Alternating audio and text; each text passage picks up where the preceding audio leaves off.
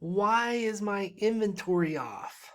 As you can imagine, this question comes across our desk quite a bit from a lot of our customers. This is the main goal, right? To have accurate inventory. So why is inventory off? There's a lot of reasons, right? Someone's not recording what they did, was stolen, uh, who knows? But the goal, of course, is to pin it down and figure out who knows. Find out why is our inventory off. So if you've got good inventory software, good news is it may have an audit trail that you can figure out who made a mistake and where the mistake was. Because really, it's most likely just a mistake. I find in the 16 years I've been doing this, theft usually is not the issue. It's usually not using the software correctly, not using it right. So where do the mistakes mostly lie? Start with the question, is the actual physical inventory higher than what the inventory software is reporting? Or is the actual physical inventory lower than what the inventory software is reporting? This will give you a clue, because the transactions in the inventory software program that increase and decrease your inventory will relate to the problem. So as an example, let's say your inventory, your actual inventory in stock is higher than what your inventory software is reporting. Most likely what this means is someone received inventory, bringing the physical inventory up higher, but didn't record it in the software. Or someone finished a work order, producing a finished good, bringing the physical finished product higher in the physical world, but didn't record the completion of the work order. So that creates that discrepancy. Now let's look at the other discrepancy. Let's say the physical inventory is lower than what the inventory software is reporting. Well, what transactions in the inventory software reduce inventory? Picking may reduce it in the location, right? Because picking moves it from that location over to the shipping area or the packaging area, or maybe it's the production area if you're picking for work orders in production. So if someone didn't record a pick, and they actually physically moved it from that area to another area, then the previous area physically would show lower, but the inventory software would show that it's still there. Okay? And then let's say someone didn't record a shipment or a delivery or maybe a move from a transfer. Then the same scenario applies. They physically moved it, they physically shipped it out, but they didn't record it in the software, so the software is reporting that it's still there. And so your inventory quantity in your software is higher than what it actually is in real life in the warehouse, all right? So what's the big deal? I know that sounds like an awful question, but answering that question really motivates the user to use the software correctly so you have accurate inventory. If we can help them understand why that's a problem, then they'll be more prone to actually use the software correctly, put forth the effort to learn how to use the software, and put forth that little extra effort to record what they just did, scan what they just did, select what they just did. So let's talk about the problems that happen if you don't record a receipt. Okay, if you don't record a receipt, that means your inventory is reporting higher and, excuse me, your inventory is reporting lower. It's actually higher if you don't record a receipt. We're still waiting for it in the office. The people at the desk looking at the screen is saying, hey, I don't have it, right? But it's actually there. All right, so what's the problem with that? Well, Mr. Inventory warehouse guy, Mr. Receiver guy. The problem with that is if you don't record what you receive, the purchasing guy is going to think he's still waiting for it. The production manager may have to reschedule production because he doesn't think you have it. Okay. Maybe the sales guy is going to tell their customers, we don't have it yet, so we don't have it to sell. Oh, crap, right? We just lost a sale because we didn't think we had it, and we really did. So it's really a snowball.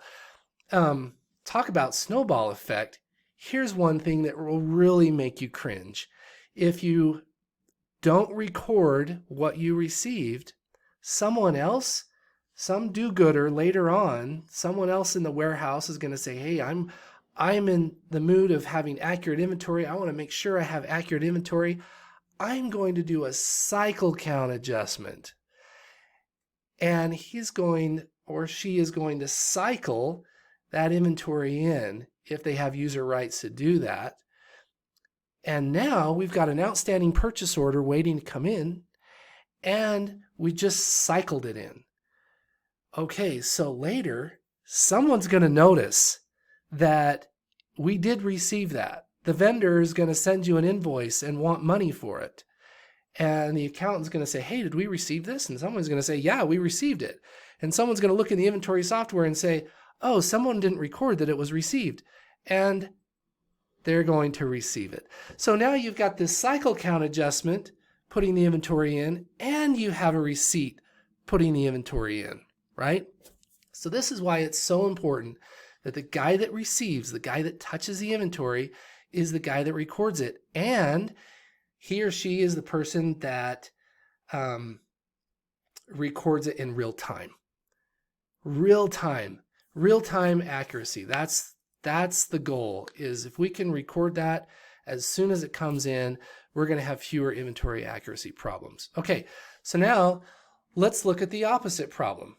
We see the snowball effect from not receiving. Someone might cycle count, the purchasing guy, the production guy, the sales guys, none of them know what's going on, right? So telling the software what happened is like telling everyone what happened.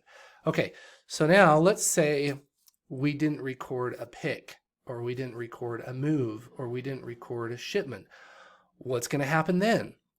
The software is going to think we still have it when we actually don't. So the purchasing guy is going to say, hey, we got it. We don't need any more. I don't need to buy any more. The sales rep is going to say, hey, we've got it. I'm going to go ahead and sell it. And then we're going to put a sales order in, and the picker is going to say, we don't have it, maybe. It depends on how big your warehouse is. Maybe the picker will say, oh no, it's right there. And then hopefully he'll figure it out and say, oh yeah, crap, I forgot to record that I picked it. No, wait, that's wrong. The picker is going to say, hey, this sales order says we have it, and I'm trying to pick it and I can't pick it. That's what's going to happen. Sorry, my bad. So the picker is going to go out in the warehouse and see that it's not there. And then go back and tell the sales rep, the software sucks. We don't have it. Sorry, it's not the software. Someone didn't record what happened. He's going to go back to the sales rep, and the sales rep's going to say, what the heck? We don't have it? I just told this guy, and now he's going to be pissed. And so that's a problem, because we've lost consumer confidence. If we start losing confidence, that affects the company's reputation.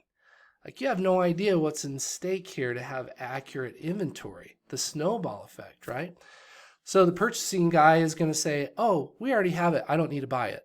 Sales rep is going to tell the customer, sure, it'll be there in 3 days.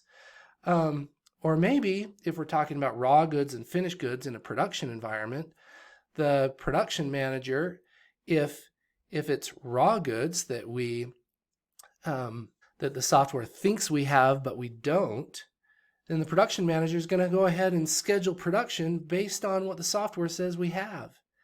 And then when it comes to pick for the work order, he's going to say,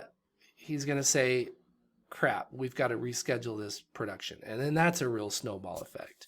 Or let's say we think we have the finished good, but we don't. So the production manager is going to say the same thing that the previous purchasing scenario said, and that's going to be, oh, we don't need to make more.